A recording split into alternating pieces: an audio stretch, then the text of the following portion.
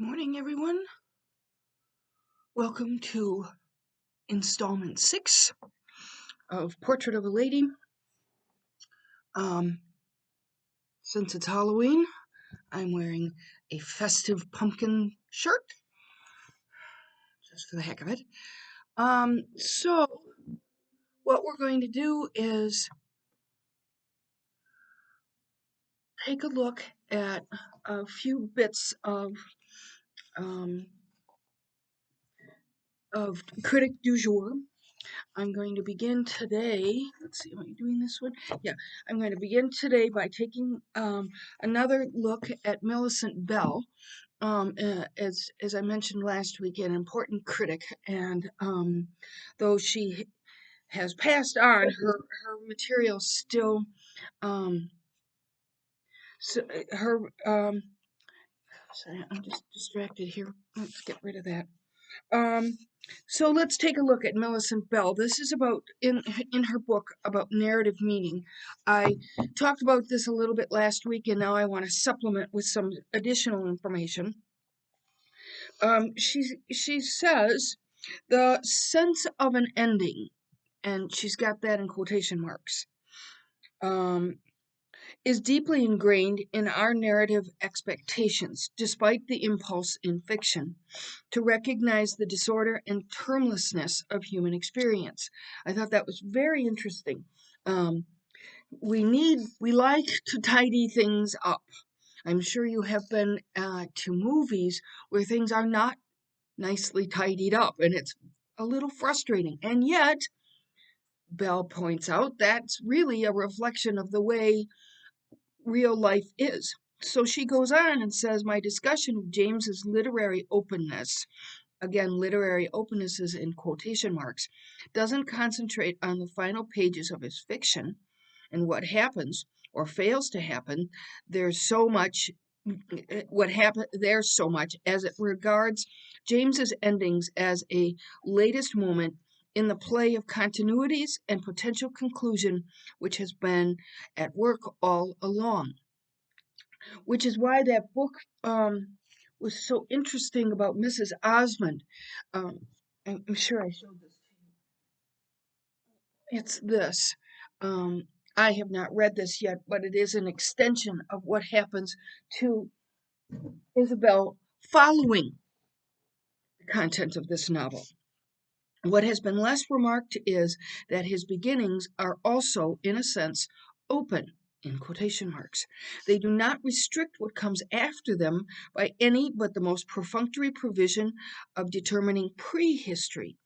It is an unnoted effect of James's famous international situation that it introduces an American lately landed in Europe whose home conditions lie behind, nor ever to be revisited even in memory. Such characters bring with them to the new scene no trailing encumbrance of relationships, or if they are followed by some representative of the old life, like Isabel's Caspar Goodwood, he's going to reappear. That representative proves inessential to the history now entered upon. All they bring with them is their own quality, which may, of course, be the quintessential representation of their native culture to be tested in the new medium. And that is, in fact, what Caspar Goodwood is. He's a representative of Isabel's old culture. It is because such characters lack priority that they are so peculiarly possessed of experiences, quality of innocence. Quite aside from the degree of their presumed previous acquaintance with good and evil, is the fact that they seem to have little memory of past experience, or whether through the revelations of their own minds or the minds of others, this past seldom breaches the barrier of the narrative. We see that throughout the novel, that Isabel is not encumbered by her life previous to having moved to Europe. James rarely resorts to the flashback, an old as well as modern way of recovering the past of one's personages. He never begins in the middle, so that he must loop back again to recover the origins of his story, but takes only one forward. So remember, and this goes back to James's cousin, how her life was an incompleted life because she died so early. And what we're exploring in Isabel's life is that it is what comes forward to her. Here is an interesting parallel. Um, James was anticipated in this emphasis upon present states, this general indifference to the past of his characters by the daring experiment of Hawthorne's The Scarlet Letter. I thought that was very interesting. As I have already suggested, James could have studied that striking elision of preliminaries, the omission of Hester Prynne's adultery. Never mind never named, only evidenced by its consequential signs, the child and the letter, her sin is never recalled into presented vision and, and proves unrepeatable when the attempt is made in the forest scenes in which she again meets her lover. It is inconceivable there, excuse me, as it is fictionally. Hester, like James's transplanted characters, is also acting out her story in another place than the actual beginning. But the England of her past, like the America of James's Americans in Europe, has ceased to count in this new world. Isn't that fascinating? On this foreign shore, she will acquire a special identity, wearing, one might even say, her A for America as for anything that once happened elsewhere. It is for this reason that her story must really end as it begins, here in the New World. So I just thought that gave us a little bit of insight. Belle is quite insistent that what we see in Portrait of a Lady is the unfolding of possibilities from here and there, the possibilities that are presented by by Isabel's interaction with other characters, and we are given the possibilities through conversations about her in others. Okay, so I just gotta put this down somewhere. Um, so some more information that I think is relevant, and I don't think I'm giving away the plot anymore with this. I hate doing that, but I really want to bring to your attention something that was in, where am I? I'm in Cambridge, and this is a piece by Robert Wisebush, Henry James and the Idea of Evil. And while we may not get to that today, as you are reading next week, I want you to begin to unfurl some of Isabel's response to the evil that she may encounter. Henry James needed an imagination of evil. It is a requirement of his artistic vocation as well as his personal identity. He had a huge ambition, not only for his own fiction, but for the novel generally, which in his moment was still an adolescent inhabiting the outskirts of cultural responsibility, where film, or the movies, lived 20 years ago. James worked as a propagandist for the genre, playing a kind of shell game by worrying in his essays or preferences over various aspects of fictional composition, as though one could simply assume for it the serious stature of lyric, epic, and dramatic poetry. Okay, I'm back. I don't know about anybody else, but I have horrendous allergies this fall. I never get allergies. Um, But anyway, the great oh no, wait. But when in his own work he wanted to connect elusively to these established literary traditions, the problem of evil becomes his chief conduit. The greatness of the novel depended for James on subtlety and scope. the fineness of his work that everyone acknowledges, and the breadth which James haters miss. For fiction to be serious, it had to be subtle, had to capture the essential tone of the moment, or render the complexity of an attitude or situation in its subtlest shade. So he is not necessarily going to throw an obvious character of evil in our paths, but we certainly will encounter it. When he brings his heroine in portrait to the realization that her great friend and mentor has sold her like a mere thing into a loveless marriage. This is what I want you to look for this week. What is Isabel's response to the discovery, um, the light bulb going on? Isabel Archer does not simply ask herself whether Madame Merrill is evil. Rather, James has her question whether to this intimate friend of several years the great historical epithet of wicked were to be applied. So she's going to have this enlightened moment. She knew the evil only by the Bible and other literary works. This belatedness of evil, this understanding of it as a matter of texts and letters, ultimately became James's great contribution to the imagination of evil. It leads James to the strategy of reasserting its importance by questioning it, challenging it actively, now not asserting flatly its existence, but making it a competitor in a world acknowledged to be skeptical of it.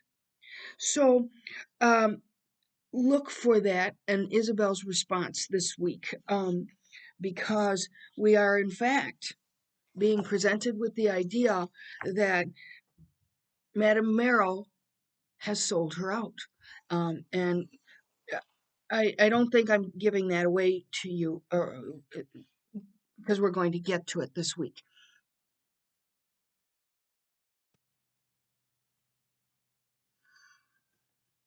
Now that I've mastered pausing, this makes my life much easier than having to start over.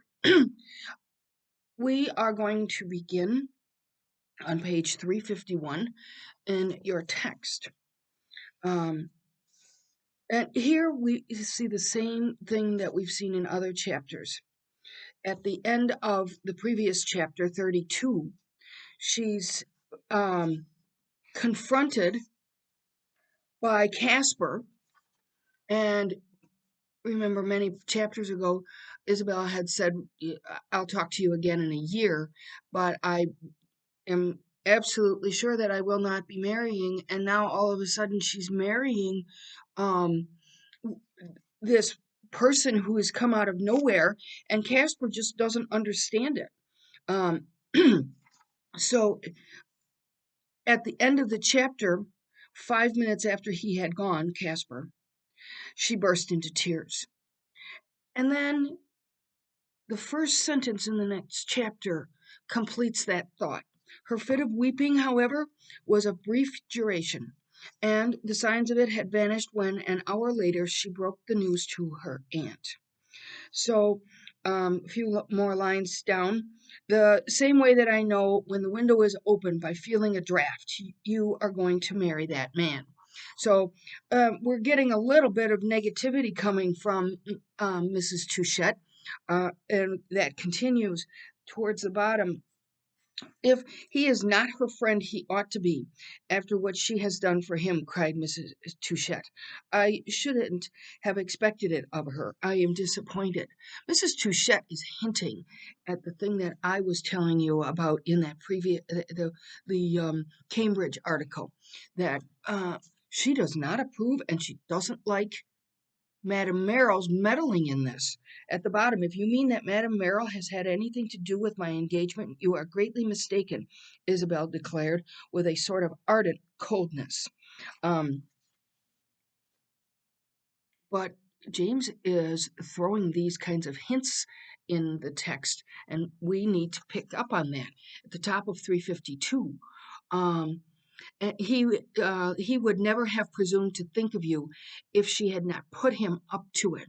Um, so He's not wealthy. He doesn't have a title. Mr. Osmond is simply that. And he has said he is just a poor man. And we're being told that with Madame Merrill's help, Osmond has considered a prospect in Isabel. Of course, she's rich. Why not? Down in about mid-page. What will what you will marry for, heaven only knows. People usually marry as they go into a partnership to set up house. But in your partnership, you will bring everything. Yeah. A few lines later, he has no money. He has no name. He has no importance. I value such things and I have the courage to say it. Down at the bottom. I think I value everything that is valuable. I care very much for money, and that is why I wish wish Mr. Osmond to have some. Give it to him then, but marry someone else. So here at the outset, Mrs. Touchette is voicing the concerns she has. And she says, do you marry him out of charity? At the top of page 353. This is a very tense conversation. And we see Isabel acting the part in her defense. And she's getting kind of, the conversation is getting tense at the top of page 353. Even if it were, I shouldn't be able. So please don't remonstrate. In talking about it, you have me at a disadvantage. I can't talk about it. And then Mrs. Touchette says, but I shall talk to Madame Merrill. And then next line, I don't see why you keep bringing her in. She has been a very good friend to me. Well, has she? Um, oh, I was going to tell you this. Observe that from the beginning of the book, James has told us repeatedly that Mrs. Touchette is she's unusual. She's her own person, and she says it like it is. Um, let's see. What has she done to you, says Isabel. She has deceived me. She had as good as promised me to prevent your engagement. Remember that conversation? She couldn't have prevented it, says Isabel. But we're thinking, Isabel, what are you doing? A few lines later, I don't understand that she would play two at the same time. Remember that conversation between Mrs. Touchette and Madame Merrill? Madame Merrill, as good as said, I don't agree with that kind of a matchup. And yet we know she's the marionette um, driver behind them, making this seem more and more appealing to both characters. At the bottom of page 353, she gained time, as you see. While I waited for her to interfere, you were marching away, and she was really beating the drum. At the top of 354, Mrs. Touchette's little bright eyes, active as they usually were, sustained her gaze rather than returned it, and she asked, would you have listened to Ralph? Remember, Ralph doesn't like Osmond. And then over on the top of 355, sorry, need new glasses. He spent about 24 hours in Florence, Mrs. Touchette cried. He's an American, truly. He is indeed, said Isabel, thinking with a perverse admiration of what Caspar Goodwood had done for her. And then a few lines into the next paragraph, poor Ralph grew no handsomer as he advanced in life, and the now apparently complete loss of his health had done little to mitigate the natural oddity of his person. But Ralph has been a kind of truth speaker for Isabel. He's odd, but he's also outside of wanting to marry her. We've already gone down that path. He can't marry her. He's her cousin. Not to mention that he's so ill with TB. At the bottom of page 355, Ralph was so charming that her sense of his being ill had hitherto had a sort of comfort in it. The state of his health had seemed not a limitation, but a kind of intellectual advantage. He's the outsider. It absolved him from all professional and official emotions and left him the luxury of being simply personal. And then in the middle, excuse me, the next, on page 356, um, one's cousin always pretended to hate one's husband. That was traditional, classical, as if she expects him, Ralph, to criticize her marriage. Uh, it was a part of one's cousins always pretending to adore one. Ralph was nothing if not critical. So she anticipates it and almost excuses it. And then over at the top of page 357, Ralph was shocked and humiliated. His calculations had been false, and his cousin was lost. So he had thought if he left her to her own devices, she would make a better choice. And yet, in Isabel's mind, she's making a clear, appropriate choice because she's not marrying for money. She's not marrying for title. She's just marrying Osmond for himself. And yet we know that the machinations in the background are Madame Merrill's. And then at the bottom, oh no, this is in the middle of 357, to try to persuade her that the man to whom she had pledged her faith was a humbug would be decently discreet only in the event of her being persuaded. Otherwise, he should simply have damned himself. It cost him an equal effort to speak his thought and dissemble. He would neither assent with sincerity nor protest with hope. So that's the conundrum that Ralph faces. If we fly on over to the next chapter, 34, um, let's see, where are we? She's let's see. Isabel says that's the point I wish to fix. I had an idea that you have found me wanting in good manners. I have never congratulated you. Oh, that's Ralph saying that. And then towards the bottom of 359, you were the last person I expected to see caught. Remember early in the novel, Ralph wonders what she's going to do with herself. And he says, because you're going to be put in a cage. Keep that in mind. And he continues down at the bottom. You must have changed immensely. A year ago, you valued your liberty beyond everything. You wanted only to see life. And she's just made an appalling turnaround. If we look at the top of the next page, um, I didn't pretend it is, only I had an idea that you took a genial view of it and wanted to survey the whole field. That's Ralph. She says, I have seen that one can't do that. One must choose a corner and cultivate it. So she's gone off to the continent. She's traveled. She's done all kinds of things. And that's what I think. And one must choose a good corner. Boy, speaking of somebody beating a drum, he thinks that she has picked a bad corner. Over on the top of page 361, I trust you, but I don't trust him. Isabel raised her eyes and gave him a wide, deep look. You have said it now. You will suffer for it. Not if you are just. She says, I am just. What better proof of it can there be than that I am not angry with you? I don't know what it is in the matter is I don't know what it is the matter with me, but I am not. I was when you began, but it passed away. Perhaps I ought to be angry, but Mr. Osborne wouldn't think so. He wants me to know everything. That's what I like him for. You have nothing to gain. So Osmond knows that Isabel is constantly looking for more information, for more knowledge, more experience, and he's playing lip service to that. Um, she says towards the end of page 361, you will not move me at all. It is too late. As you say, I am caught.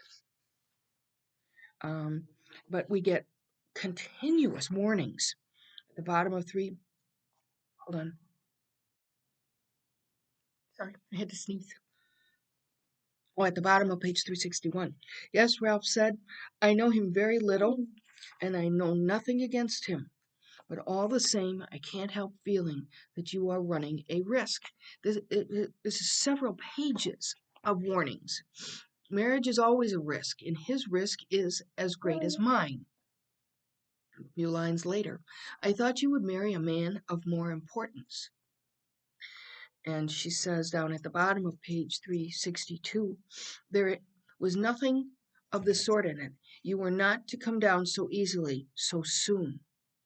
To come down, she asked, what strange expressions you use. Is that your description of my marriage?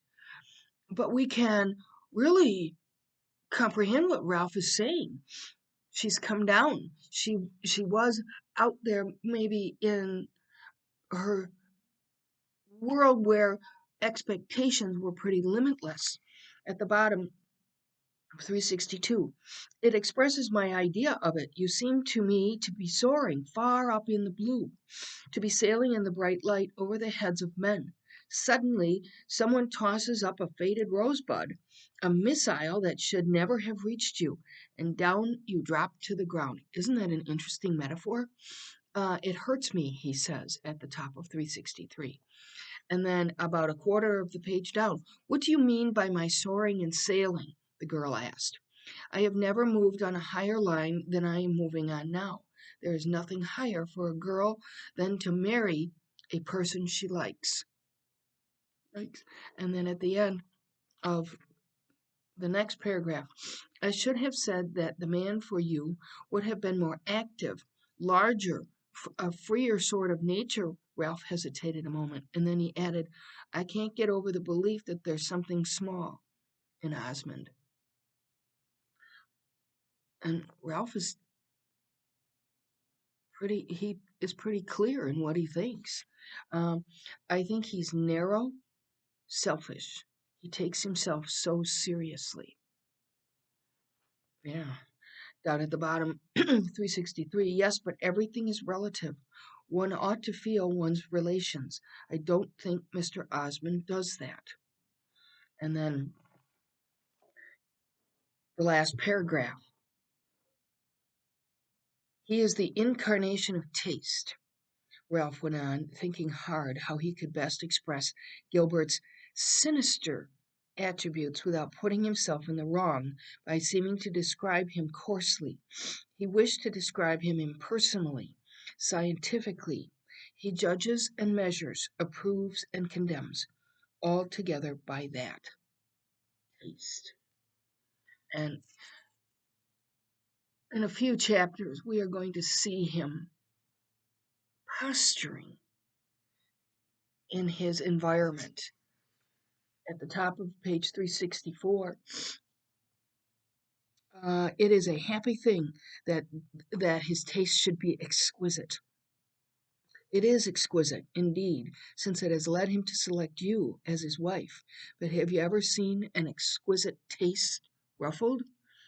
The foreshadowing here is very clear. Next paragraph.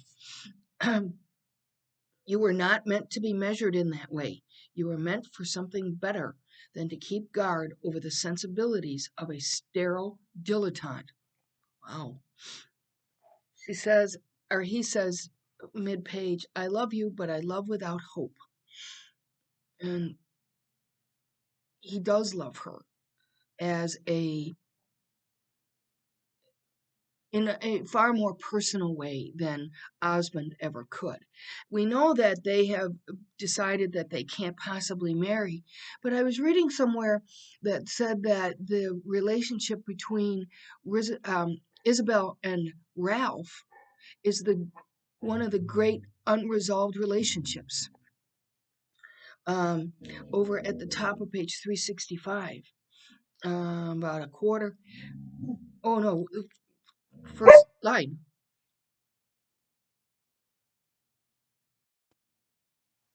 Sorry, I just get startled every time. She's dropping toys in my lap, thinking that this is the place of toy throwing. Top of page 365. He is not important. And then about 10 lines down, I may just answer you once for all. Pray, would you wish me to make a mercenary marriage, what they call a marriage of ambition? I have only one ambition, to be free to follow out a good feeling. So Isabel thinks that she is making the choice freely, that she doesn't have to marry for money. Remember, that was Ralph's intention when he talked his father into dividing Ralph's own inheritance, that she wouldn't have to marry for money. A few lines later, Isabel says, do you complain of Mr. Osmond because he is not rich? And then he did perhaps a better thing than he knew when he put it into my power to marry a poor man. Isabel is talking about this inheritance. About 5 lines down. I am only sorry that you should make a mistake. Others might have done so, but I am surprised that you should. You might know a gentleman when you see one. You might know a fine mind. Mr. Osmond makes no mistakes. He knows everything. He understands everything. He has the kindest, gentlest, highest spirit. You've got to get hold of some false idea. We think even early on like this that she's deluded. What are you seeing in him? The kindest, gentlest, highest spirit?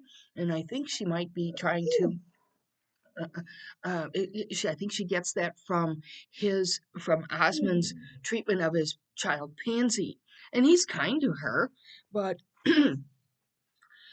that's all that Isabel sees right now. A few lines later, a mingled sentiment to which the angry pain excited by his words and the wounded pride of having needed to justify a choice of which she felt only the nobleness and purity equally contributed. That's what she thinks. Next page. At the end of the first incomplete paragraph at the top of 366. It is the total absence of all these things that pleases me. Mr. Osmond is simply a man. He is not a proprietor. So he's not titled like Warburton. He is not a rich American with a factory like Casper. He just is a man. And that is what she's enamored of. Next paragraph. Ralph had listened with great attention, as if everything she said merited deep consideration. But in reality, he was only half thinking of the things she said. He was, for the rest, simply accommodating himself to the weight of his total impression.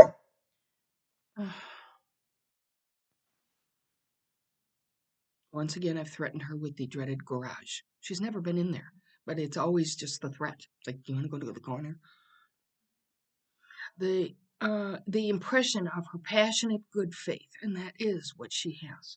She was wrong, but she believed. She was deluded, but she was consistent. A few lines later, but for his very poverties, dressed out as honors. Ralph remembered what he had said to his father about wishing to put into Isabel's power to gratify her imagination. He had done so, and the girl had taken full advantage of the privilege. Poor Ralph felt sick. He felt ashamed. Isabel had uttered her last words with a low solemnity of conviction, which virtually terminated the discussion, and she closed it formally by turning away and walking back to the house. So, if we think that Isabel is making a mistake, we at least understand why. What is she thinking? Which, of course, is James's great forte, is we follow her train of thought. Then we look at the very bottom of 366 up to 367. I said to you last year that if you were to get into trouble, I should feel terribly sold. That's how I feel today. Do you think I'm in trouble? She asks. One is in trouble when one is in error. How many times in this chapter did Ralph signal what he thinks she's doing, and that is making a mistake. He's called him sinister. He said that she's making an error. If we go into the next page, um, 368, this dislike was not alarming to Isabel. She scarcely even regretted it, for it served mainly to throw into higher relief the fact, in every way so honorable, that she married to please herself. Well, we can give her that, but um, as Ralph suggested, she's deluded. I don't want to say she's delusional, but she is deluded in this decision. At the top of page 369, about a quarter of the way down, it was the tragical side of happiness. One's right was always made of the wrong of someone else. That's an interesting conundrum, isn't it? Halfway down the page, he never forgot himself, as I say, and so he never forgot to be graceful and tender, to wear the appearance of devoted intention. He was immensely pleased with his young lady. Madame Merrill had made him a present of incalculable value. Oh, wow. So Mrs. Touchette was right that, and she knew right away that Madame Merrill was pulling the marionette strings. At the bottom of page 369, his egotism, if egotism it was, had never taken the crude form of wishing for a dull wife. This lady's intelligence was to be a silver plate, not an earthen one, a plate that he might heap up with ripe fruits, to which it would give a decorative value, so that the conversation might become a sort of perpetual dessert. What? What a metaphor. Sometimes his metaphors are just so creative. So he sees this as the plate on which riches can be piled. Top of the next page. Let's see. Nevertheless, one morning he made it an abrupt allusion to it. It's the difference of our fortunes they don't like, he said. They think I am in love with your money. Well, interestingly, he can mention it and then put it to rest. Might as well address the issue. Um, and then I thought here was an interesting line down about two-thirds of the way. I never in my life tried to earn a penny, and I ought to be less subject to suspicion than most people. That's his justification. Um, I starred that because that is distinctly not American point of view, but there is some value to the European perspective that a gentleman isn't required to earn. We've seen that in many characters. At the bottom of page 370, now I'm really satisfied because I can't think of anything better. It is just as when one has been trying to spell out a book in the twilight and suddenly the lamp comes on. I had been putting out my eyes over the book of life and finding nothing to reward me for my pains. But now that I can read it properly, I see that it's a delightful story. My dear girl, I can't tell you how life seems to stretch there before us. What a long summer afternoon awaits us. It is the latter half of an Italian day, with a golden haze and the shadow just lengthening, and that divine delicacy in the light, the air, the landscape, which I have loved all my life, and which you love today. So I think that's a nice description of how he sees that his life has now unfolded immensely, and he thinks she's going to bring him this kind of um, new book of life. Down at the bottom of 371, about a third of the way up. What had become of all her ardors, her aspirations, her theories, her high estimate of her independence, and her incipient conviction that she should never marry? These things had been absorbed in a more primitive sentiment, a sentiment which answered all questions, satisfied all needs, solved all difficulties. It simplified the future at a stroke. It came down from above like the light of the stars. Remember, Ralph said a few pages ago that she has come down out of the stars and essentially splatted on the ground. There was explanation enough in the fact that he was her lover, her own, and that she was able to be of use to him. She could marry him with a kind of pride. She was not only taking, but giving. So, of course, in the next paragraph, we get a hint of where she can give, and that is with Pansy. He brought Pansy with him 2 or 3 times to the Cassine. It's this kind of park area. Pansy, who was very little taller than a year before and not much older, that she would always be a child was the conviction expressed by her father, who held her by the hand when she was in her 16th year. I don't know where James is going with this concept of Pansy. We do get the feeling that she is, and we hear this from Isabel, that she's limited, and I'm not sure in what way. Um, Pansy had already become a little daughter to Isabel.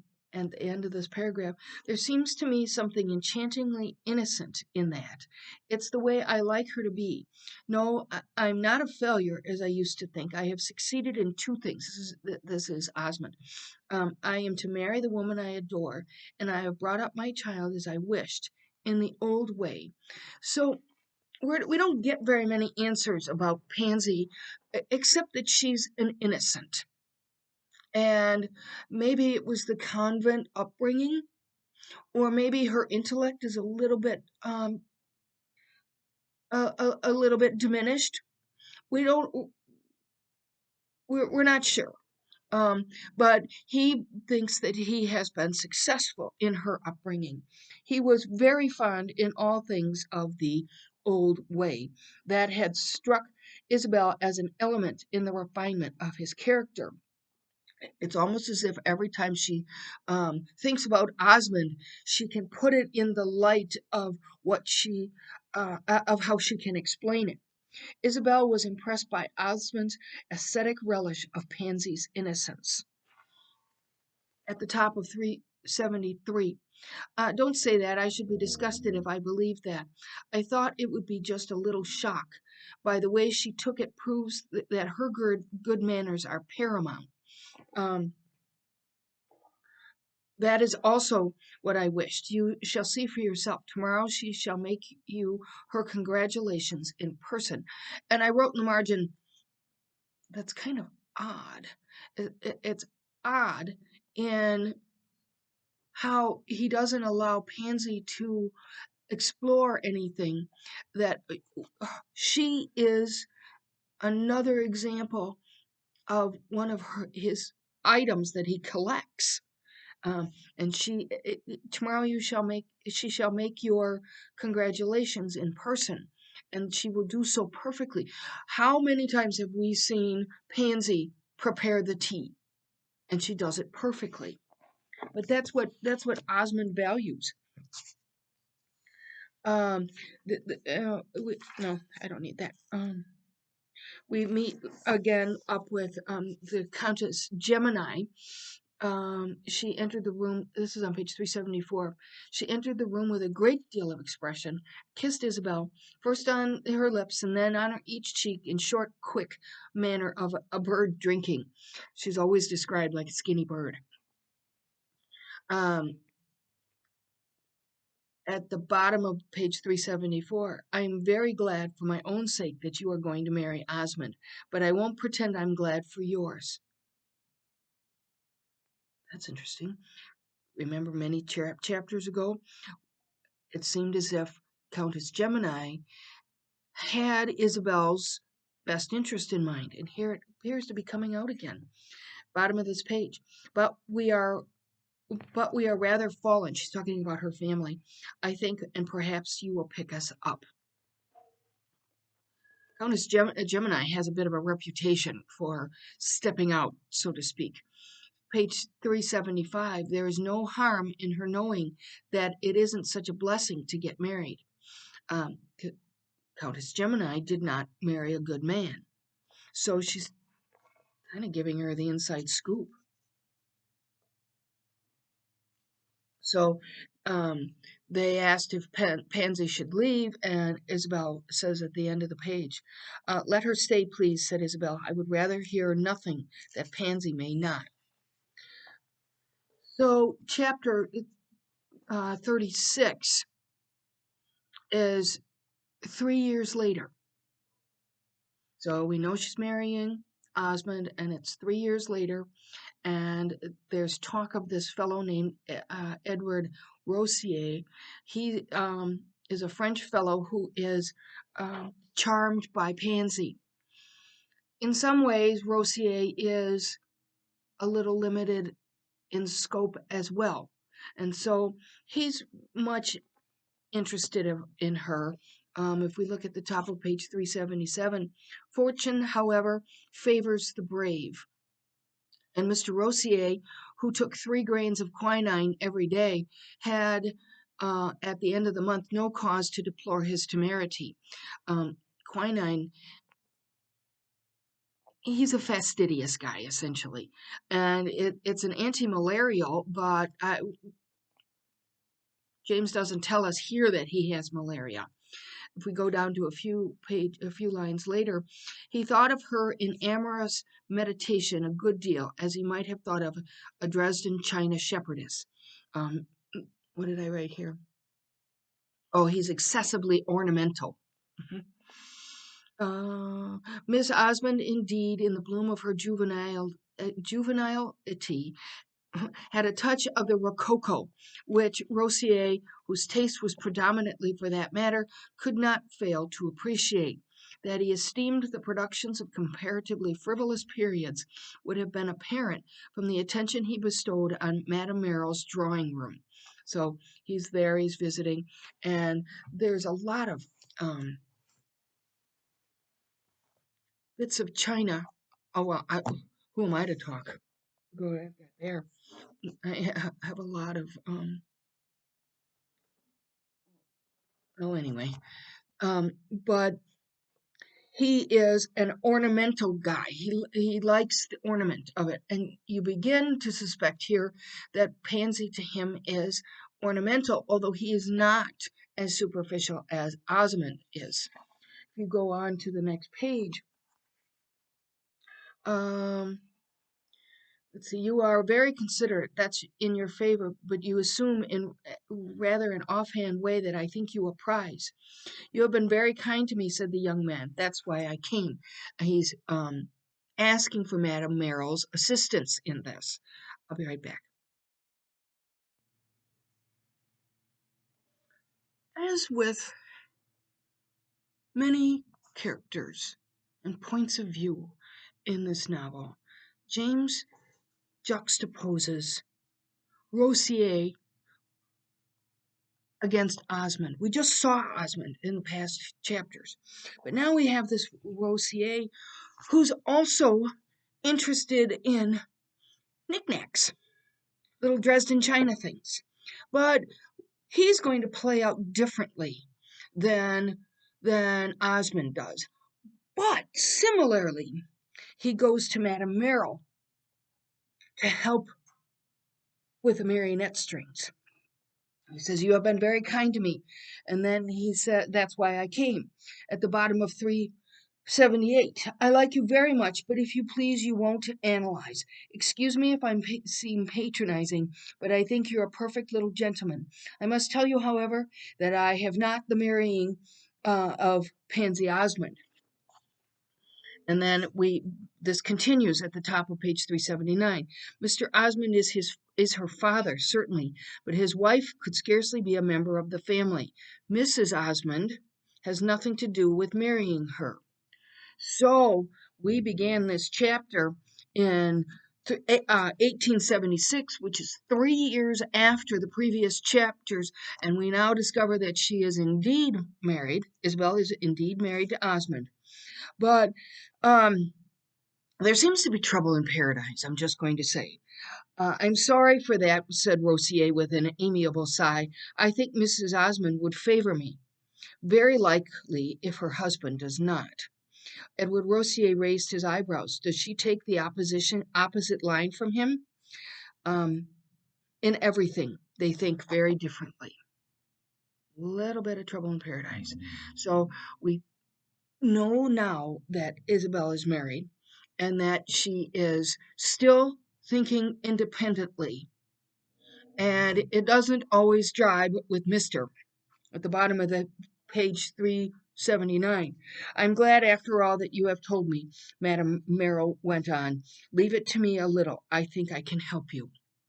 So here's where we begin to see Madame Merrill behind the scenes again. At the top of page 380, you were very clever, Madame Merrill returned more dryly. When I say I can help you, I mean once assuming that your cause is good. Let us think a little, whatever it is. And then he says that he has, um, she asked, what positive do you bring? What have you got besides Spanish lace and your Dresden teacups? And he says, I have a comfortable little fortune, about 40,000 francs a year, which your note says is about 150 pounds, $150 a year. So they all, while that might be comfortable, it's not. He's not rich. He's got an income, um, and we see a quirky little facial response in Madame Merrill. Madame Merrill's mouth rose to the left, like that. Is that my left? Yeah. Um, and then a couple paragraphs later, she is a very good little girl and extremely graceful, but her father, to the best of my belief, can give her nothing. Rossier hesitated a moment. A few lines later, Mrs. Osmond, then, is very fond of her stepdaughter. She may do something. Oh, aiming for Isabel's cash. Mrs. Osmond went on, will probably prefer to keep her money for her own children. Her own children? Surely she has none. She may have yet. She had a poor little boy who died 2 years ago, 6 months after his birth. Others, therefore, may come. Well, we know that at the time, I'm not absolutely certain what would have taken a child at 6 months, but that is in some ways representative of trouble in paradise. That there's something. If her baby is born and it's not particularly healthy, um, then it's representative of the same kind of relationship between Osmond and Mrs. Um,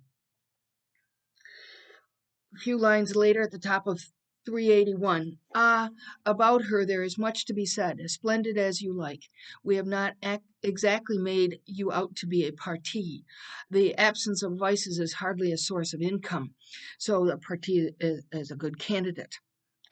So is he a good prospect for Pansy? That's what they're figuring out. You are not so innocent as that. Seriously, said Madame Merrill. Of course, 40,000 francs a year and a nice character are a combination to be considered. I don't say it's to be jumped at. So he's not that great of a catch. But there might be a worse offer. Mr. Osmond will probably incline to believe he can do better. A few lines later, he can do so, perhaps, but what can his daughter do? She can't do better than marry the man she loves. For she does, you know, Rossier added eagerly. She does, I know it. Um, Towards the bottom of this page, I am not innocent, but but by being very crafty, leave it to me, I will find out for you. And down at the bottom, I will do my best. I will try to make the most of your advantages. Um, Marriage was not the same as what we think of it then, but here's Madame Merrill in the background again, helping with marriage prospects. And that's not necessarily an evil thing, but her intention is beginning to play out. Uh, she says in French to him at the top, be on your guard. Don't set her going or you'll spoil everything. In other words, don't tell. Keep it to yourself for a bit. Be an old be an old friend as much as you like. The more old friends she has, the better. For she doesn't get on very well with some of her new friends. She meaning Isabel. So again, a little note that there's trouble in paradise. Um, at the end of this paragraph, I advise you not to multiply points of difference between them, between Osmond and Isabel.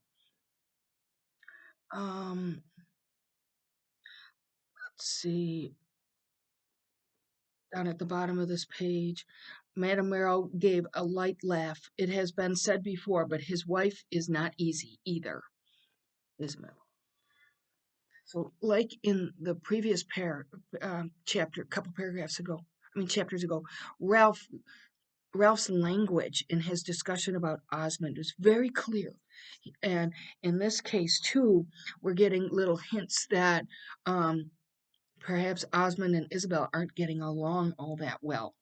Remember that that is set against the backdrop of Countess Gemini, who also didn't get a very good husband. Page 383. There was no particular reason why she should take trouble for him. A charming woman was charming to everyone, and Rossier felt rather like a fool when he thought of his appealing to Madame Merrill on the ground that she had distinguished him. I'm not even sure why I underlined that.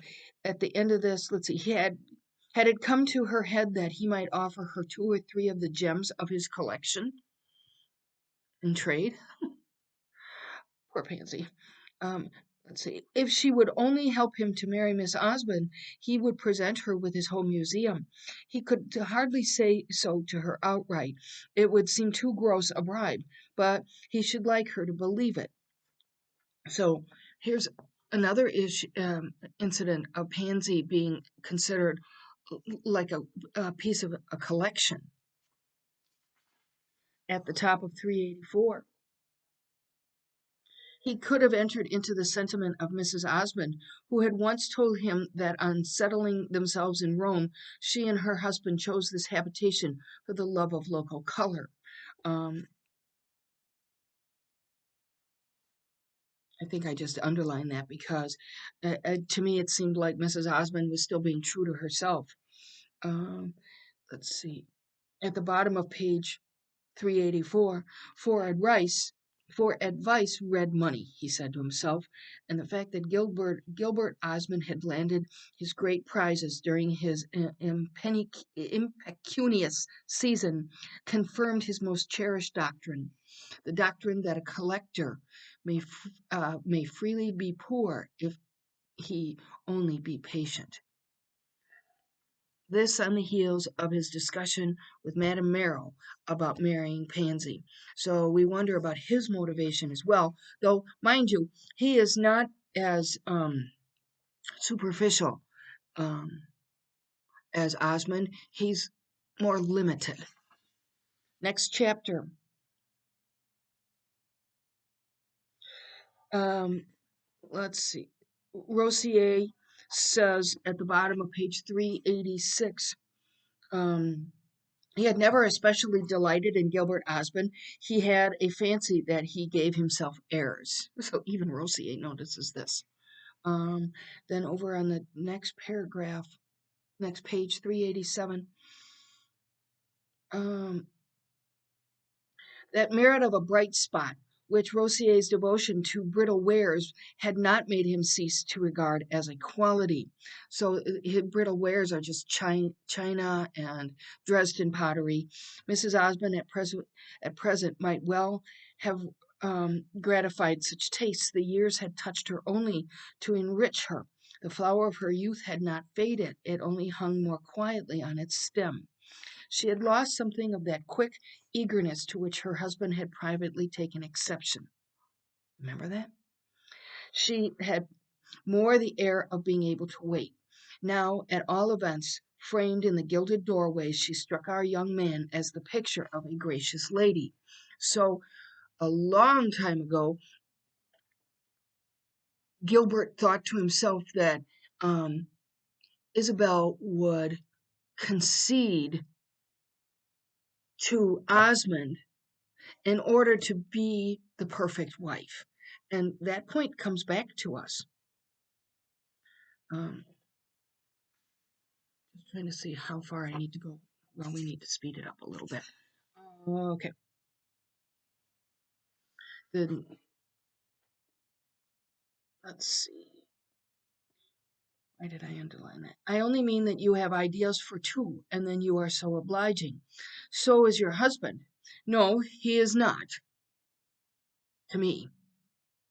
Well, again, a little crumb that things aren't going that well. Um, Edward Rossier, um, lacks style, and that's opposite of Osmond, who is the epitome of taste and style.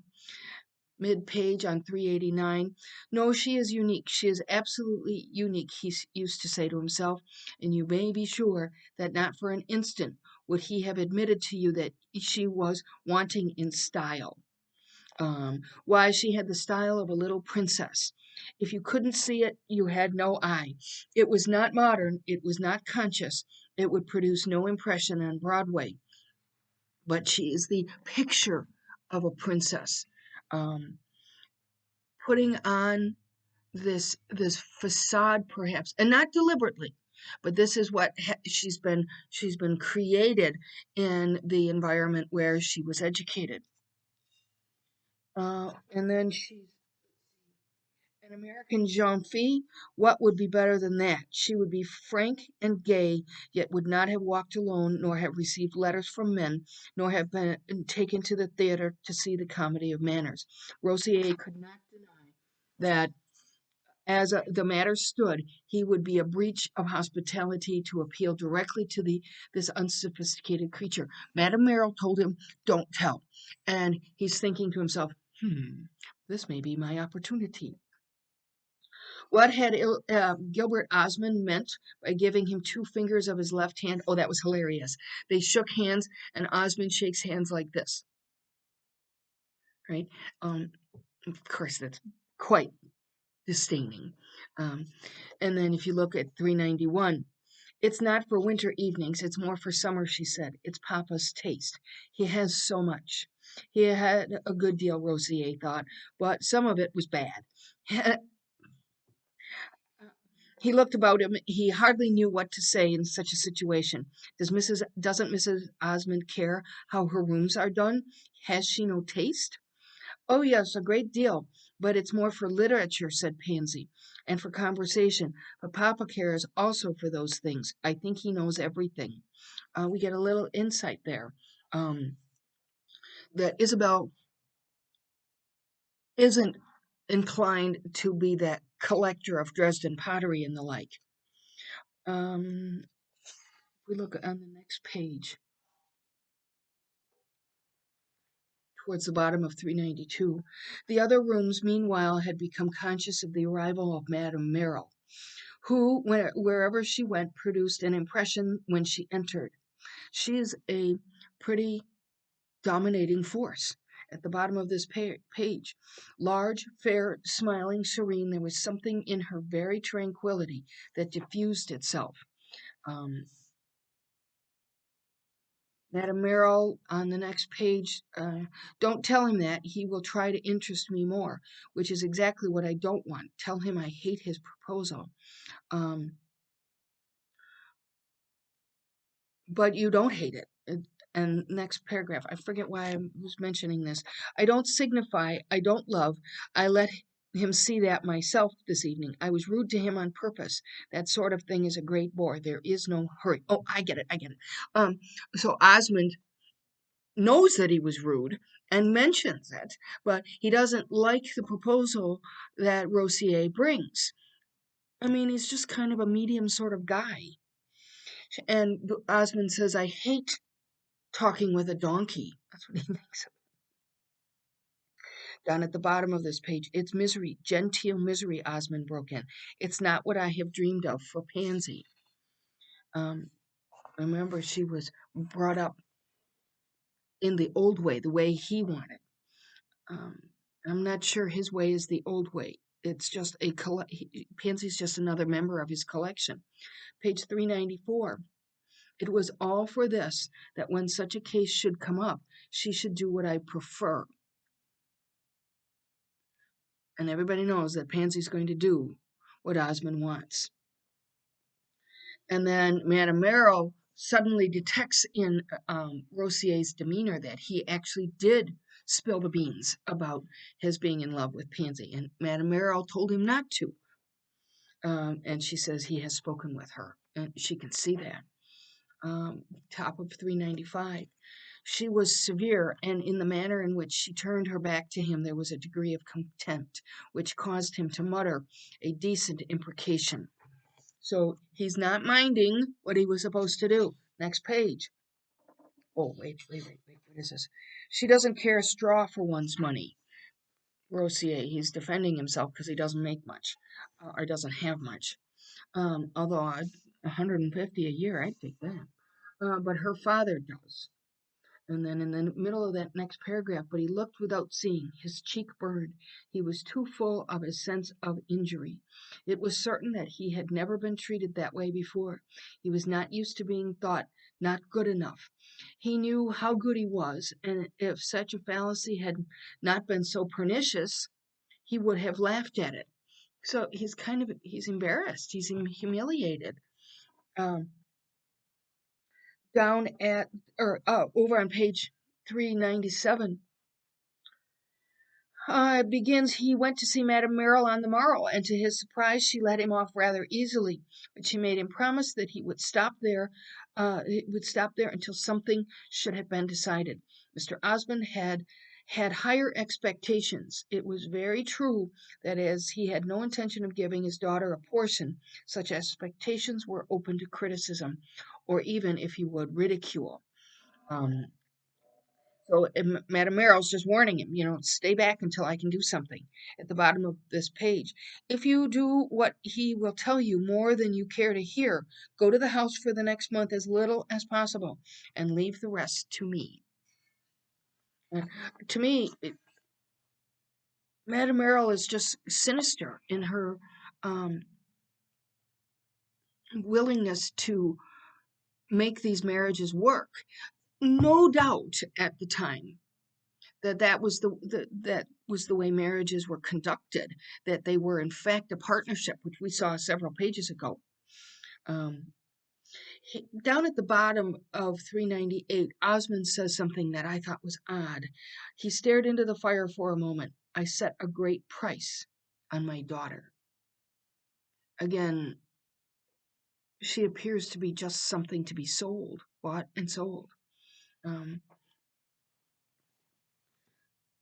Let's see. And then there's a reference to the Englishman on page 399. Of course, we're going to know that shortly that is Warburton, who is a much better prospect, at least according to the family.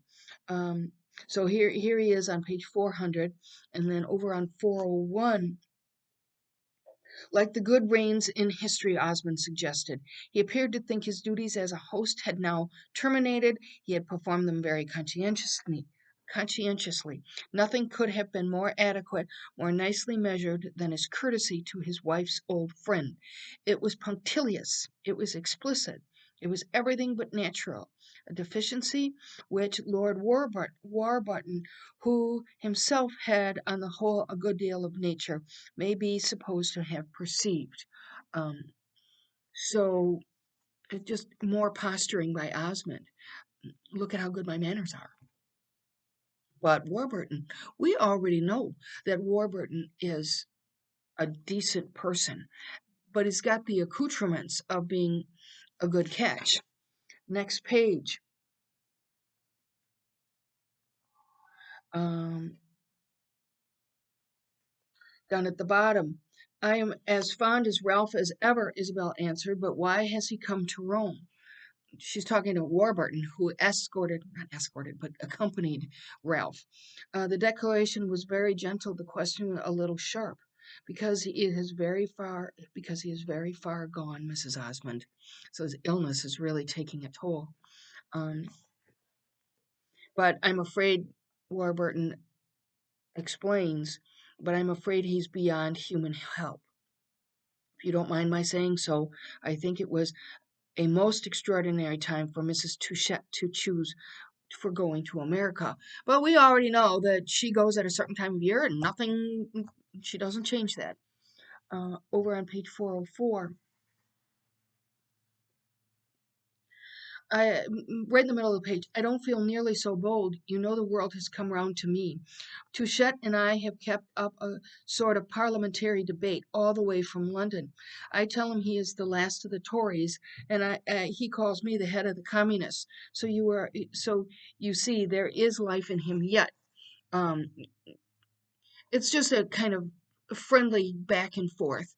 We know from early on in the novel that Warburton had some thoughts about his position of aristocracy. I forgot the word.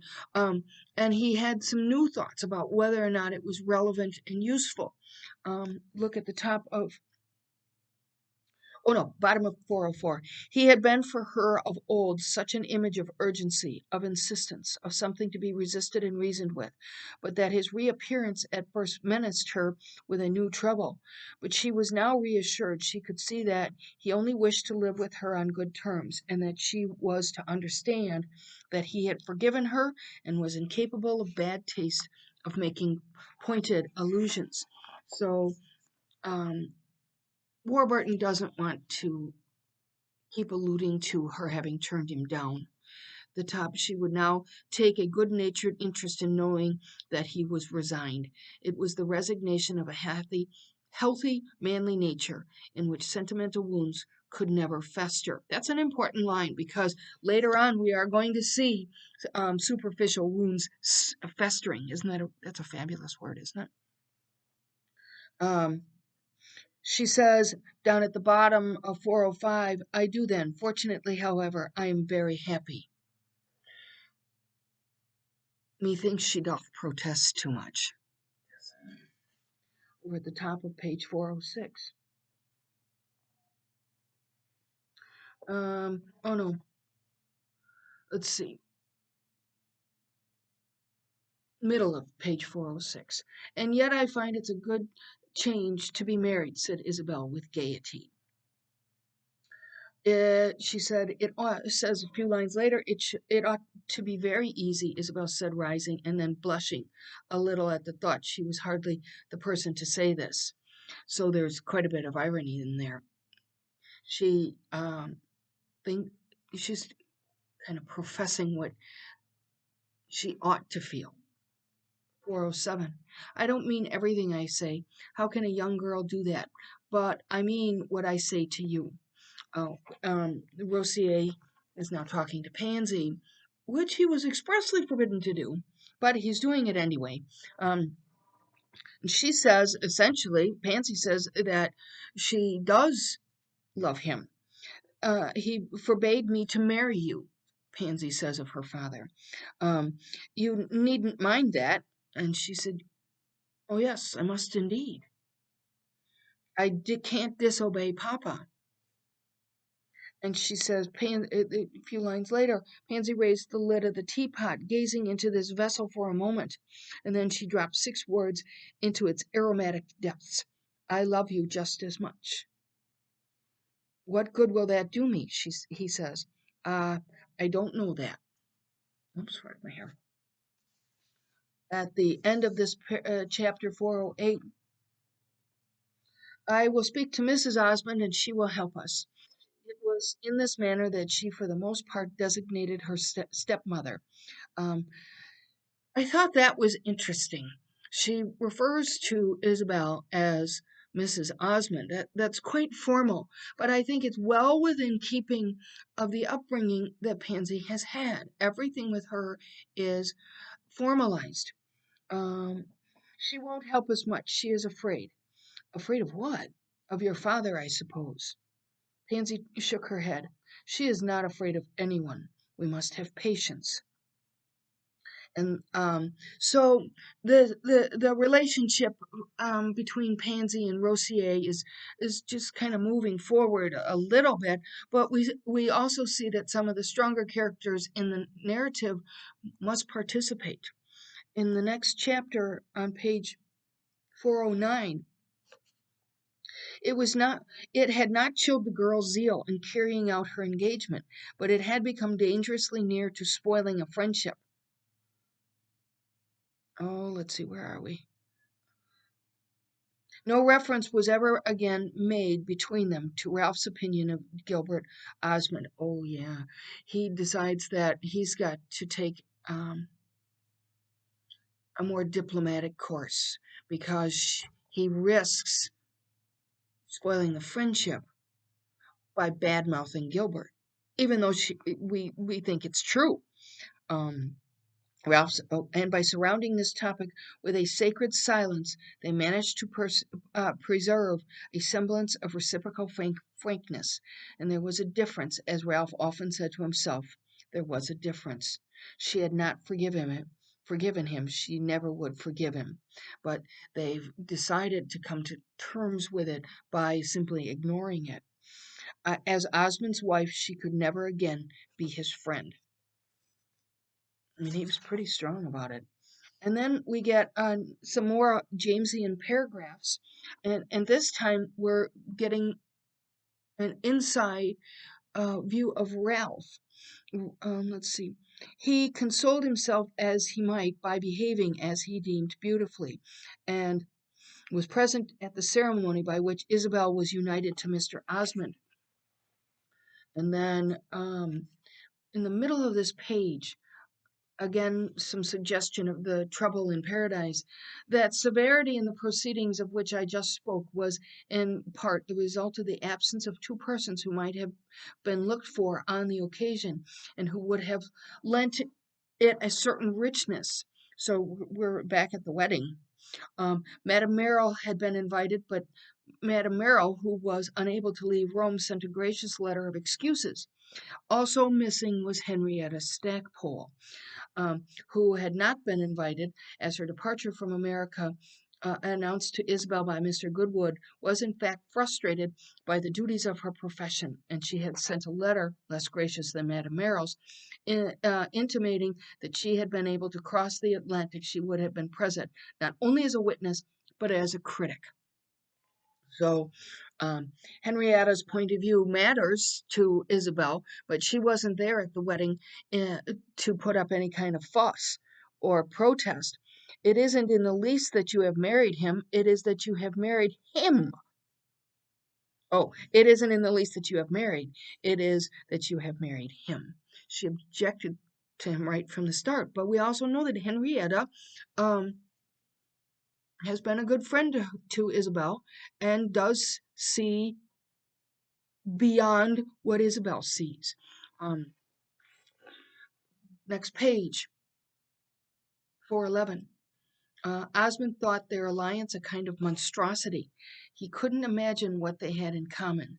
For him, Mr. Bantling, this is kind of Henrietta's pseudo boyfriend. For him, Mr. Bantley's fellow tourist was simply the most vulgar of women, and he also pronounced her the most abandoned. Against this latter clause of the verdict, Isabel protested with an ardor which made him wonder afresh at the oddity of some of his wife's tastes. So, it, the next couple of lines maybe shed some light on Osmond's meanness.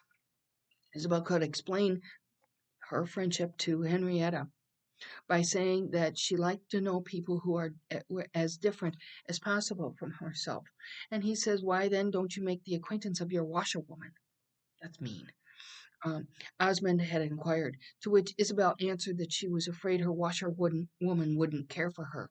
Now Henrietta cared so much.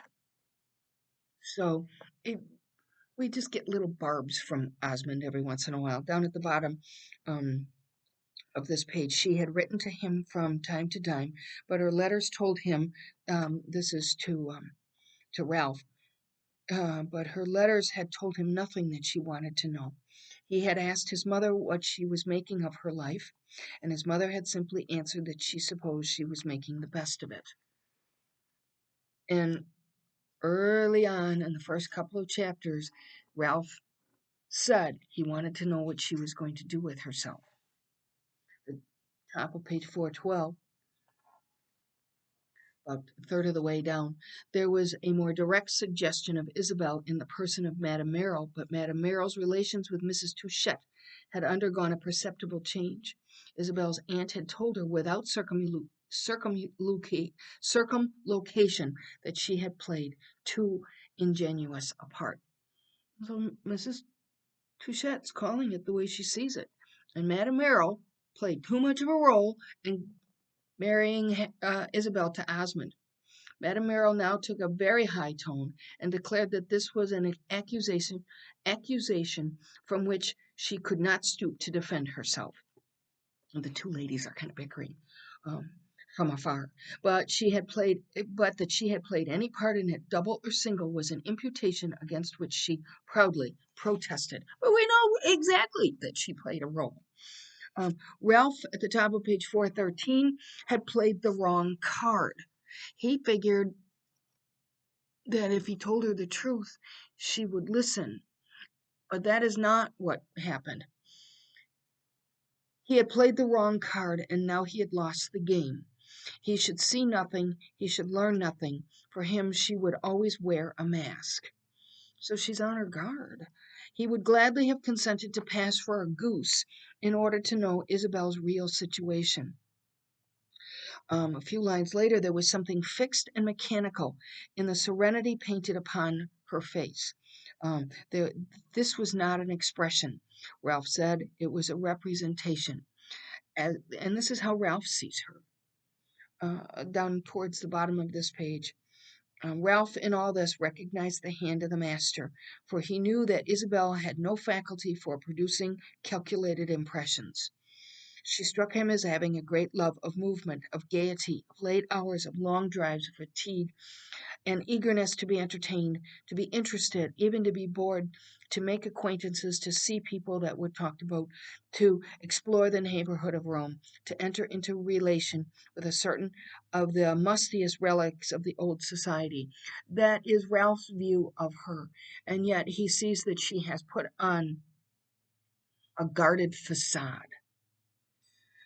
At the top of page 414, he sees a change in her. Certainly, she had fallen into exaggerations, she who used to care so much for the pure truth, and whereas of old she had a great delight in good-humored argument, in intellectual plage, she never looked so charming as when, in the genial heat of a discussion, she received a crushing blow full in the face and brushed it away as a feather. She appeared now to think there was nothing worth people's either differing about or agreeing upon. Of old she had been curious, now she was indifferent. And yet, in spite of her indifference, her activity was greater than ever. Slender still, but lovelier than before, she had gained no great maturity of aspect, but there was a kind of amplitude and brilliancy in her personal arrangements, which gave a touch of insolence to her beauty. Um, and this is Ralph's insight into her, and it goes on to the top of page 415. It actually starts on the bottom of 414. Ralph was a clever man, but Ralph had never, to his own sense, been so clever as when he observed in petto, or in private, that under the guise of caring only for intrinsic values, Osmond lived exclusively for the world. He's like a peacock, just saying. Everything he did was pose. Pose so deeply calculated that if one were not on the lookout, one mistook it for impulse. He his ambition was not to please the world, but to please himself by exciting the world's curiosity and then declining to satisfy. It made him feel great to play the world a trick. Wow. And that's insight from Ralph. And mind you, Ralph is quite ill now. So perhaps he can see more.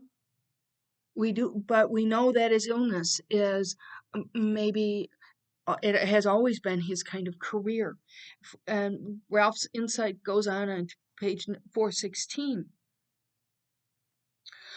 Mid-page, what kept Ralph alive was simply the fact that he had not yet seen enough of his cousin. He was not yet satisfied. There was more to come. He couldn't make up his mind to lose it. He wished to see what she would make of her husband, or what he would make of her. That's always the question. What will she make of herself? Um, Over to page 418. So Ralph, let's see, you're a good fellow. You are very kind. Um, I say, tell me this, he broke out. Did you really mean to go to Sicily when we started? Um, Warburton and Ralph are having a conversation, and the interesting thing is that they both suggest that they suggest this, just a tiny, just an inclination that they really had no intention of going to Sicily. They were really headed for Rome. Ralph wants to see what she will make of herself because they can't marry, but Warburton also wants to see what she's going to do. And he says, you ask too much. And then, I suspect we have each been playing our little game. And then, at the top of 419, Ralph says, I don't want to make any more trouble between them. Is there so much already? Warburton says. There's complete preparation for it. Her going off with me would make the explosion. Osmond isn't fond of his wife's cousin. So he doesn't want to make trouble for either one of them. He doesn't want to make trouble for Isabel. Next, couple paragraphs later, uh, it is true that my defensive powers are small, he remarked at last, but as my aggressive ones are still smaller, Osmond may, after all, not think me worth his gunpowder. At any rate, he added, there are things I am curious to see. Um, Ralph asks, does she strike you as very happy? And then 420, there's a couple of little hints that perhaps Warburton could be interested in Pansy. And he says, permit me to ask, Ralph went on, whether it is to bring out the fact that you don't mean to make love to her, that you are so very civil to the little girl. And Warburton says, she's a charming person. She at least is genuine. We're not sure she's genuine. We think maybe she was just brought up to be the way she is. Of course, there's the difference in our ages, more than 20 years. And then towards the bottom of this page, as that, my dear Warburton, the drawback of your position is that people needn't be fond of you at all to wish to be connected with you. Now, with me, in my case, I should have the happy confidence that they loved me. So there's a recognition that Warburton is a pretty good catch. And we already know that Osmond is going to think Warburton is a much better catch than Rossier. So we're examining essentially in this chapter through Ralph's and Warburton's conversation what they are thinking to a degree. So Warburton is a little bit interested in Pansy, but we wondered, is he interested in Pansy to get closer to Isabel? We don't know. At the end of the chapter, well, it's awkward. I hope you are sure that among Miss Osmond's merits, her being so near her stepmother isn't a leading one. Good heavens, Touchette, he says. For what do you take me? We don't know. The hint has been made. Next paragraph. This is a chapter, not next paragraph, next chapter. we get some insight into Madame Merrill. Now, again, with the big paragraphs, this is when we know that we're going to get character development. Mid-page 422. Madame Merrill was armed at all points. It was a pleasure to see a person so completely equipped for social battle. I like that phrase. Then towards the bottom of this page. But her will was mistress of her life. There was something brilliant in the way she kept going. At the top of 423, but Madame Merrill had suppressed enthusiasm. She fell in love nowadays with nothing. She lived entirely by reason, by wisdom. Remember that Isabel was pretty taken with Madame Merrill as a mentor. Um, Towards the middle of this page, let's see, where does this start? But by this time, Isabel's needs and inclinations had considerably changed. That echoes what we just saw in the previous couple of chapters. It was not at present to Madame Merrill that she would have applied for instruction.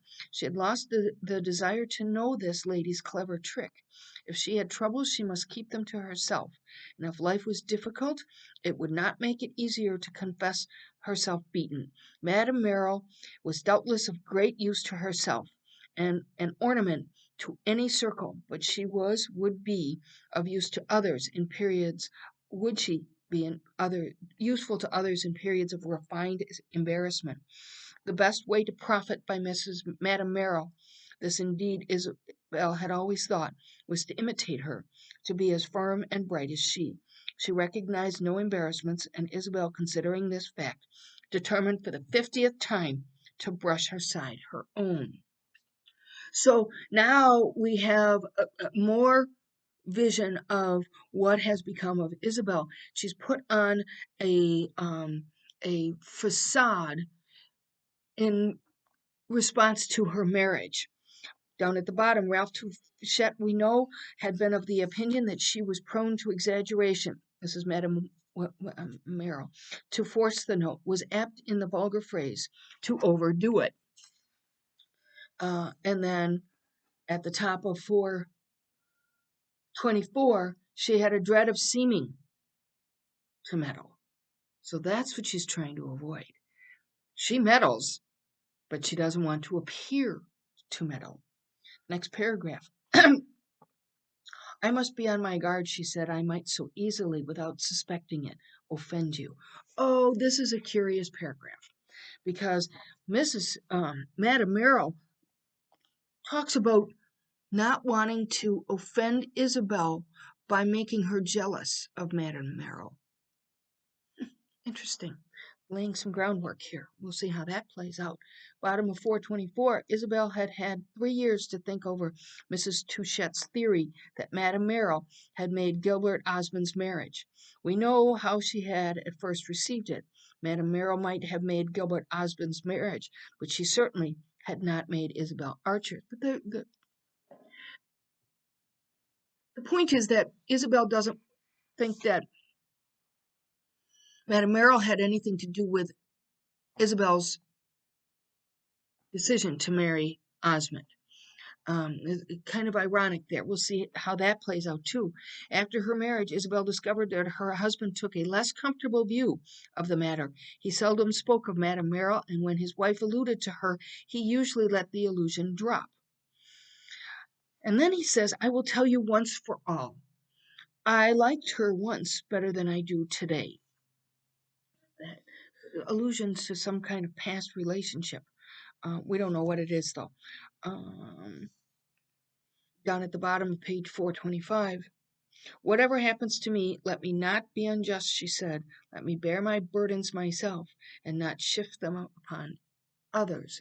So she's not going to take an active dismay about Madame Merrill's role.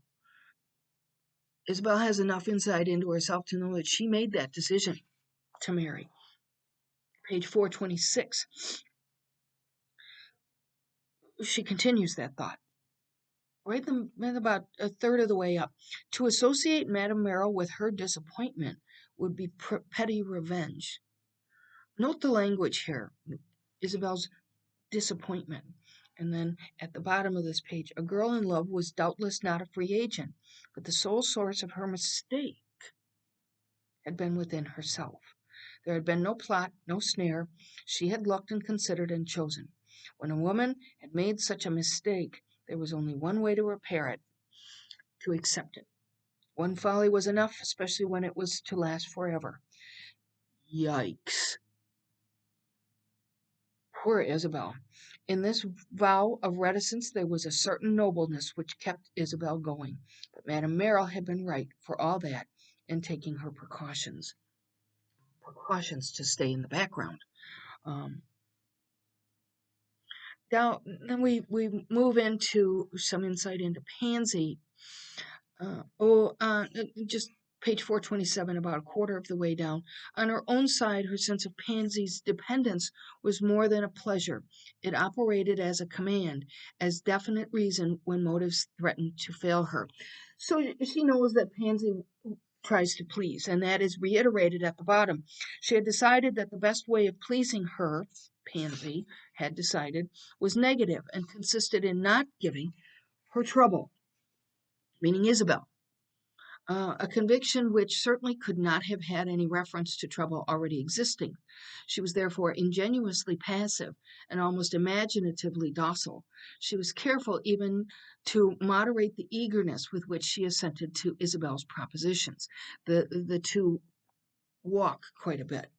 And so we already know that Pansy wants to please, and here she wants to please Isabel as well. Page 429.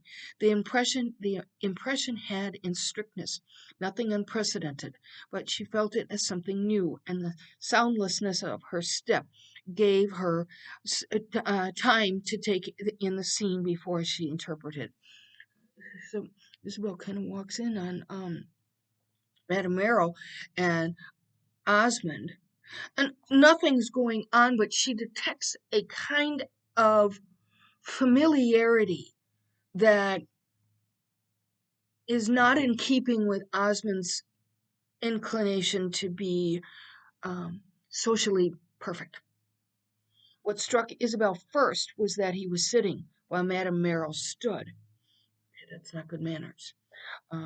There was an anomaly in this that arrested her. A few lines later, they had a freedom of old friends who sometimes exchange ideas without uttering them. But the thing made an image lasting only a moment, like a sudden flicker of light. Their relative position, their absorbed mutual gaze, struck her as something detected. What's going on? We don't know yet. So um, they talk about the case of poor Mr. Rossier. You must help me. And then at the top of 431, Madame Merrill gave a bright, voluntary smile. Do you know you're a little dry? There's kind of an edge to Isabel here when in her conversation with Madame Merrill. Um, yes, I can help it. Mr. Rossier has also talked to me. Uh, in in that there is some reason you are so near the child, meaning Pansy. Ah, said Isabel, for all the comfort I have given him. If you think me dry, I wonder what he thinks. I believe he thinks you can do more than you have done. I can do nothing. A few lines later, she's the dearest little person possible, but she is very limited. Mr. Rossier is not unlimited. So the two of them are at least compatible in their limitedness. Next paragraph. Her humor had lately turned a good deal to sarcasm, but in a moment she was ashamed of exercising it on so innocent an object as Pansy's suitor. Um, Next page, 432. Certainly I have told him, as far as that goes, I have encouraged him. I have preached patience. I have said that his case is not desperate if he will only hold his tongue and be quiet. Unfortunately, he has taken it into his head to be jealous. Jealous? Jealous of Warburton. So, I mean, we know that Rossier's prospects are not as good as Warburton, and Warburton, to boot, is a nice guy. Not to say that Rossier isn't, but Rossier doesn't have a title and a lot of money. Um, Top of 433. Madame Merrill gave one of her quick looks again. Likes her, you mean as Mr. Rosier does? I don't know how Mr. Rosier means, but Lord Warburton has let me know that he is charmed with Pansy. And you have never told Osmond? This observation was immediate, precipitate. It almost burst from Madame Merrill's lips. That is noteworthy because she's so on guard that she doesn't let out an outburst like that. Next couple of paragraphs. Madame Merrill instantly became conscious that she had spoken more quickly than usual, and the reflection brought the color to her cheeks. She gave the treacherous impulse time to subside. The treacherous impulse. She's blushing, and um, I know that's what she's talking about because in a situation where I'm caught off guard, my face turns red. And you can't control that. I don't know if you've ever experienced it, but up it goes. And my ears particularly get red. So I know that's the treacherous impulse that she's talking about. She needed it to subside. And then she said, as if she'd been thinking it over a little, that would be better than marrying poor Mr. Rossier. Much better, I think. Um, and fly on over to the end of this next chapter, page 434 at the bottom. But if you wouldn't marry Lord Warburton yourself, make him the reparation of helping him to marry someone else. That's quite the accusation. So what we are to notice here is that there is tension between Madame Merrill and Isabel, and they're kind of verbal sparring. We've seen that in other chapters. Um, Next chapter, on the first page, down towards the bottom, when Isabel was unhappy, she always looked about her, partly from impulse and partly by theory. Remember, she was always theorizing about other people for some form of exertion. To act, to do something, it hardly mattered what, would therefore be an escape, perhaps in some degree a remedy. Besides, she wished to convince herself that she had done everything possible to content her husband. She was determined not to be haunted by images of a flat want of zeal. She wants to play the role of the best wife possible. But, like perhaps many of you, she detects a problem, and in order to alleviate that stress, she likes to do something. When I'm very stressed, I will clean. And if I'm cleaning for no apparent reason, my kids will say, Mom, what's wrong? And really, all I really was doing was vacuuming. But I know what she's talking about. So at the top of page 437, it seemed to Isabel that if she could make it her duty to bring about such an event, she should play the part of a good wife, marrying Pansy to Warburton, because that's what Osmond wants. Um, she wanted to be that. She wanted to be able to believe sincerely that she had been that, a good wife. Then such an undertaking had other recommendations. It would occupy her, and she desired occupation. It would even amuse her, and if she could really amuse herself, she might be saved, because she thinks she's not saved. Lastly, it would be a service to Lord Warburton, who evidently pleased himself greatly with the young girl. It was a little odd that he should. Well, I think so too. It's a little odd, but we get some insight in the next paragraph, or the same paragraph, a few lines later. Isabel would have thought her too small, too slight, perhaps even too artificial for that. There was always a little of the doll about her, and that was not what Warburton had been looking for. Still, if he had been looking for something more active and imaginative in Isabel, maybe he would settle for the opposite. Next paragraph, or a few lines later, it was astonishing what happiness she could still find in the idea of procuring a pleasure for her husband. And then at the bottom of this page, Mr. Rossier, almost as tiresome as that poor Mr. Rossier should have taken it into his own head, he was certainly very inferior to Lord Warburton. It was not the difference in fortune so much as the difference in the men. The young American was really so very flimsy. He was much more the type of the useless fine gentleman than the English nobleman. And so what we have here is a comparison between the two prospects. It continues on the next page. It was true that there was no particular reason why Pansy should marry a statesman. Still, if a statesman admired her, that was his affair, and she should make a very picturesque little peeress. Picturesque. Remember, we've seen this in other texts too. That sometimes the facade that a woman might make while she's trying to capture a spouse might be very picturesque. You would stand turning this way or that in amongst the scenery.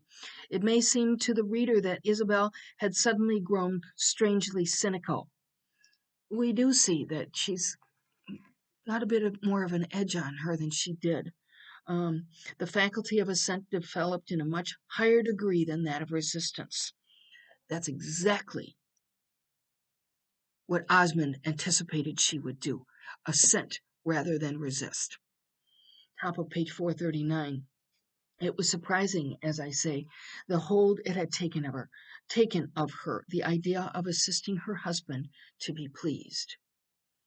I suppose if you are in a situation where the relationship is imbalanced, that might be the way one needed to respond. And I think that's what we're seeing. A few lines later, it was not exactly that it would have been base, insidious, for women as a general thing practice such maneuvers with a perfectly good conscience, and Isabel had all the qualities of her sex. I took exception to that. It was a vague doubt that interposed, a sense that she was not quite sure. So, just a little, James is playing up the fact that she's got some feminine wiles, that stereotype. Top of page 440. I think I'm almost to, oh, I am, thank you. Uh, Covert observation had become a habit with her, an instinct of which it is not an exaggeration to say that it was allied to that of self defense. Yikes. And had made it habitual. She wished as much as possible to know his thoughts, to know what he would say beforehand, so that she might have prepared an answer. I think that's really sad. But she had learned caution, learned it in a measure from her husband's very countenance. So she can read him and figures rather than um, bring up his disdain, she's going to put on that facade that Ralph had seen in self defense.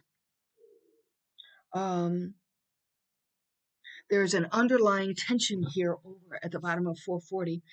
Are you trying to quarrel with me? No, I'm trying to live at peace. Osmond said that. Um, Osmond said, are you trying to quarrel with me? Nothing is more easy, you know. I don't quarrel myself. What do you call it when you try to make me angry? Isabel asked. I don't try. If I've done so, it has been the most natural thing in the world. Moreover, I am not the least trying now. Isabel smiled. It doesn't matter. I have determined never to be angry again. That's an excellent resolve. Your temper isn't good. That was mean. No, it's not good. She pushed away the book she had been reading. And took up the band of tapestry that Pansy had left on the table. Um, so that tension is there. And he seems quite mean spirited. That's partly why I have not spoken to you about this business of my daughter's, Osmond said, designating Pansy in the manner that was most frequent with him. Poor thing doesn't even get a name sometimes. I was afraid I should encounter opposition, that you too would have views on the subject. I have sent little Rossier about his business. A few lines later, I have never given you a chance. We have so little conversation in these days. I know he was an old friend of yours. A few lines later, he had a way of expressing contempt for them which fortified her loyalty to them. Um, let's see, his ties. Oh, her friends. He, even when, as in the present case, they were themselves insignificant, like Rossier. She sometimes felt a sort of passion of tenderness for memories which had no other merit than they had belonged to her unmarried life.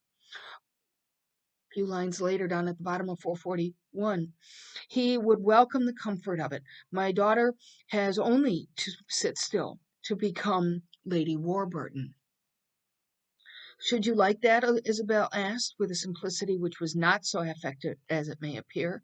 She was resolved to assume nothing, for Osmond had a way of unexpectedly turning her assumptions against her. Kind of a spiteful guy. And he certainly didn't play that role when he was trying to attract her attention.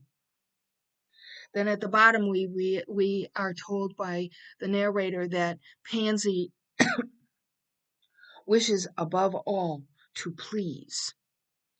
Yeah, we know that. And he says at the top of 443, to please Mr. Rossier, perhaps? And he says, no, to please me. And then at the bottom of 443, second last paragraph, the moment you really wish it, you can bring him to the point.